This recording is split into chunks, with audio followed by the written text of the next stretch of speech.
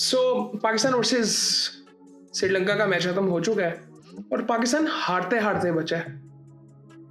खैर बहुत सी इसमें बातें की जा सकती हैं, लेकिन पाकिस्तान के पास बहुत ज़बरदस्त चांस था कि पाकिस्तान ये मैच जीत तो सके, लेकिन अच्छे मार्जिन से भी जीत सके, लेकिन वो पाकिस्तान नहीं कर सका क्योंकि पाकिस्तान डिजर्व भी नहीं करता था। चलो आज सूरत हाल आपको बताता हूँ। पाकिस्तान पहले तो टॉस हार गया, ये बड़ी ज़बरदस्त बात थी। मेरे ख्याल से पाकिस्तान अगर टॉस जीता तो शायद पता नहीं बैटिंग करता कि नहीं करता या बॉलिंग की तरफ जाता। प्रॉपर बैटिंग विकेट थी, बैटिंग विकेट थी, प्रॉपर बैटिंग विकेट थी। और हमने जो किया फिर पहले तो हमने 20-25 रन आराम से शॉट थे, मे भी 30 रन शॉट थे। पाकिस्तान ने पहले बैटिंग की, श्रीलंका टॉस जीत गया था। बेसिकली उन्होंने फील्डिंग का फैसला किया था। पाकिस्तान की तरफ से 2 बैट्समैनों ने बैटिंग की, साहिबजादा फरहान, फ़खर जमान। आज किसी हद तक हमने बेहतर प्लेइंग 11 अपनी खिलाई। इसमें से अगर मैं शादाब को बाहर निकालता, मैं एक प्रॉपर बैट्समैन डालता। Shadab I don't think so कि शादाब की जगह बनती है। मे बी मैं शाहीन की जगह पे भी मैं किसी और को डालता, सलमान मिर्जा खेल जाता। शाहीन ने एंड में जो किया है बेसिकली, अब मुझे सिर्फ एक ही उम्मीद थी कि इसने पिछले मैच में बॉलिंग अच्छी की हुई थी। उसके अलावा आई डोंट थिंक सो कि इसमें बिलीव किया जा सकता है कि ये हमें ओवर निकाल के देगा। क्या किया इसने आखिरी ओवर में? चेज होने लगा था 28 रन आखिरी ओवर में। तो खैर साहिबजादा फरहान ने 100 रन किए 60 बॉलों में। बड़ी ज़बरदस्त पार्टनरशिप थी, 5 छक्के लगाए, 9 चौके लगाए। फ़खर जमान ने 84 रन बनाए 42 बॉलों में। 200 का स्ट्राइक रेट उसका था, 166 का फरहान का था। उसके बाद किसी ने कुछ नहीं किया। ख्वाजा नाफे आया, मतलब किसी ने कुछ किया ही नहीं। उसके बाद 212 रन हमने बनाए। 176 पे पहला आउट होता है 176 पे, और उसके बाद हम सिर्फ 212 रन बनाते हैं। और खैर बॉलिंग की अगर इनकी बात करें तो 3 आउट किए जी मधुशंका ने, 2 आउट किए शानका ने और 1 आउट किया जी जमीरा ने। श्रीलंका की अगर बात करें तो पाकिस्तान की वो टॉप ऑर्डर ही थे। यहाँ पे अगर बॉलिंग की अगर मैं पाकिस्तान की थोड़ी सी बात करूँ ना, कि पाकिस्तान की अगर प्लेइंग 11 में अबरार देख लिया आपने, आज इसको हमने बाहर बिठाया हुआ था। इंग्लैंड के मैच में इसकी कमी हमें फील हुई थी। आज जिस विकेट पे खेल रहा था ना, आपके बॉलर्स का हाल क्या किया उन्होंने, और सिर्फ अबरार बचा है। उसकी वजह यह है कि पूरी टीम में एक प्लेयर का आपने नाम लेना, और मैं बैट्समैन की बात नहीं कर रहा, मैं बॉलर की बात नहीं कर रहा, मैं एक प्लेयर की बात कर रहा हूं। वो मैच विनर अबरार ही है सिर्फ, जो आपको मुश्किल मैचों में आउट करके दे सकता है, जो कि आज था। बिल्कुल बैटिंग विकेट थी, कुछ नहीं था विकेट में, कुछ नहीं था। उस्मान को देख रहे थे आप, वो ड्यू की वजह से उससे भी कंट्रोल नहीं हो रहा था बॉल, और उसकी जो स्ट्रेंथ है बेसिकली वो कंट्रोल करना है। वो कंट्रोल उसका कहाँ पे उसकी लेंथ होगी। आज आप देख रहे हो वाइटे भी कर रहा था, उसने टर्न्स भी खाए। खैर उन्होंने भी अच्छा खेला, लेकिन उसका कंट्रोल भी उस तरह से नहीं था जिस तरह से उसका होता है, क्योंकि ड्यू भी थी दूसरी इनिंग में। लेकिन अबरार को आप देखें, उसने कितनी समझदारी से लास्ट बॉल पे जो आउट हुआ है वो देखें, वो एक्सपीरियंस उसका नजर आया वहां पे। आज पता नहीं कैसे बैठ गया, मेरी समझ से बैठ बैठ कैसे गया था बाहर। खैर श्रीलंका आता है बैटिंग के लिए। निशंका जल्दी आउट हो जाता है। पहली विकेट गिरती है जी 8 पे, दूसरी 33 पे गिर जाती है, तीसरी 75 पे गिरती है। विकेटें गिरती रहती हैं, मतलब वो अबरार ही बॉलिंग कर रहा था। लेकिन यहाँ पे मिशारा शुरू में पहले अटक गया था, उसने 26 रन बनाए। फिर 25 रन बनाए जी श्रीलंका ने, इसी ने मारे थे। एक चौका एक छक्का मारा था उसको, क्या नाम है उसका, उस्मान तारिक को। रथनायका ने 58 रन की ज़बरदस्त इनिंग खेली, और टेम्परामेंट बड़ा ज़बरदस्त नज़र आया। और वो जब वो मार्जिन जो हमारे पास था 147 का, उससे मतलब वो 2-3 ओवर वो वाले थे जहाँ पे मार पड़नी शुरू हुई, और उसके बाद उन्होंने छोड़ा ही नहीं हमें, क्योंकि उनको कॉन्फिडेंस मिल गया था कि अब ये गिर चुके हैं और हम गिर चुके थे। आखिरी ओवर में बॉल कर रहा है वो सलमान आगा, उसके पास आया है। 3 बॉलों में 2 छक्के मारने थे, 3 बॉलों में 12 रन चाहिए थे। वो मुझे लग रहा था इसको पड़ जाने हैं, क्योंकि उसकी शक्ल में नजर आ रहा था कि उसने खा लेनी है। और मेरी समझ से बाहर है कि ये राउंड द विकेट करने क्या आता है। हमें आज तक ये बात समझ नहीं आई, आपको अगर ओवर द विकेट रन नहीं पड़ रहे तो राउंड द विकेट आने का मकसद क्या है?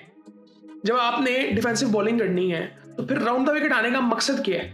आपने वहां पे बचना है। 28 रन पड़े हुए हैं भाई, तूने 22 रन खा लिए। जो हमने 60-70 रन से मैच जीतना था, वो हम मैच हारने लगे थे वहां पे, और हम किसी तरह से डिजर्व नहीं करते थे। मैं बहुत खुश हूं कि पाकिस्तान मैच तो जीत गया लेकिन आगे नहीं गया। उसकी एक वजह आपको बताता हूं, हम यहाँ से आगे चले जाते ना, ये इन्होंने हमारे साथ रहना था ये अगले 2-3 साल। और आगे ये अब ये 3 मैचेस आ रहे हैं उसके बांग्लादेश के, मेरी समझ से आता है बाहर आके फिर बांग्लादेश से मैच, अभी तो खेले थे हमने कुछ अर्सा पहले, बांग्लादेश श्रीलंका, इनसे सारे मैच। भाई सही जगह पे खेलो, क्या कर रहे हो तुम लोग? अब फिर बांग्लादेश 3 T20 मैच है और मेरे ख्याल से इनको नहीं खिलाना चाहिए।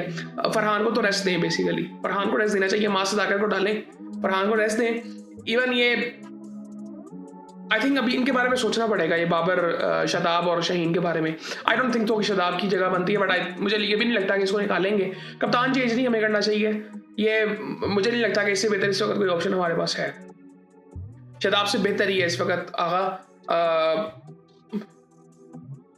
ये सिर्फ एक ये वजह है कि उसने क्या कहते हैं वहाँ पे PSL में जिताया हुआ है, इसलिए उसके बारे में बात हो रही है, बट वो जिस तरह से टीम में आया, आई डोंट थिंक सो आज उसने उसको भी रन्स पड़े हैं। आज वो बॉलर है ही नहीं भाई, शदाब बॉलर है ही नहीं। 76 रन उसने बनाए, शानाका ने 8 छक्के उसने लगाए, 8 छक्के लगाए उसने, सीरियसली 3 छक्के उसने आखिरी ओवर में मेरे ख्याल से लगाए हैं। और ये निहायत मुश्किल मैच था देखने के लिए भी। पहले तो वो 147 वाला चल रहा था ज़हन में, उसके बाद ये मैच हम हारने लगे थे।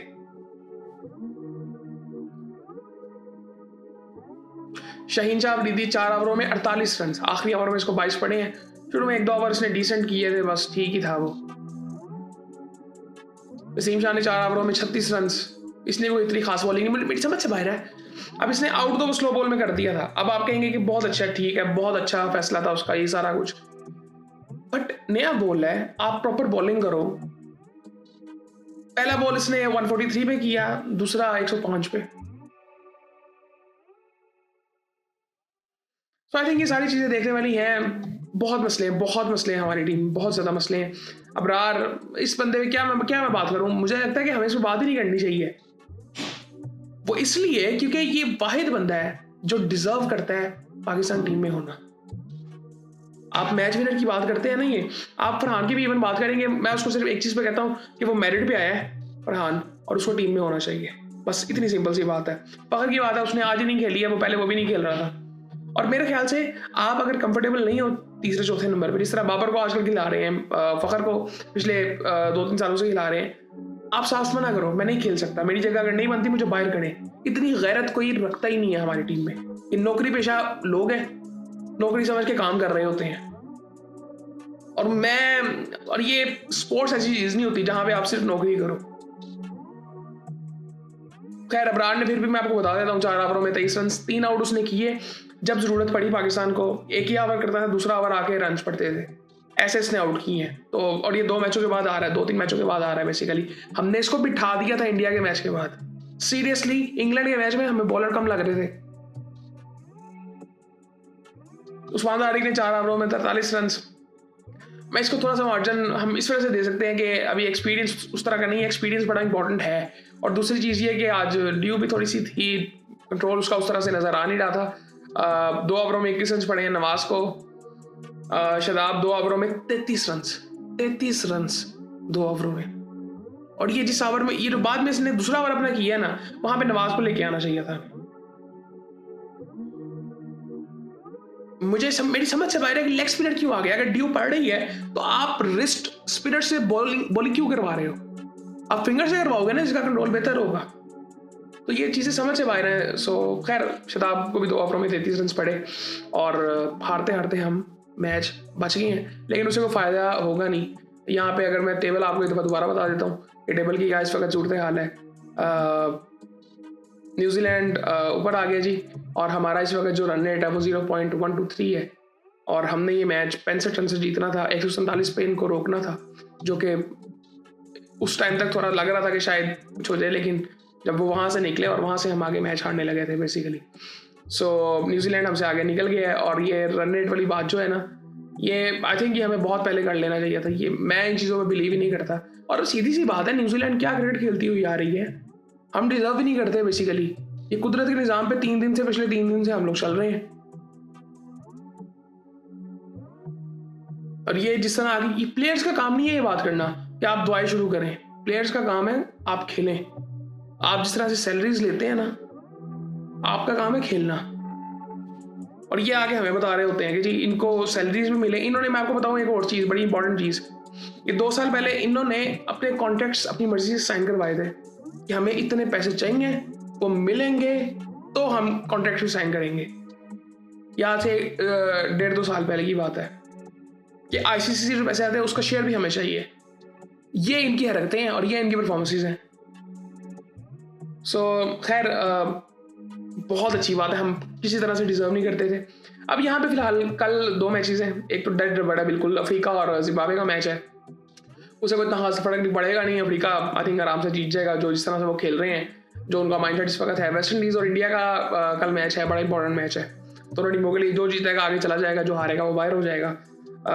सो बस ये सूरत हाल है जी। बाकी फिर आपसे बाद में बात होती है।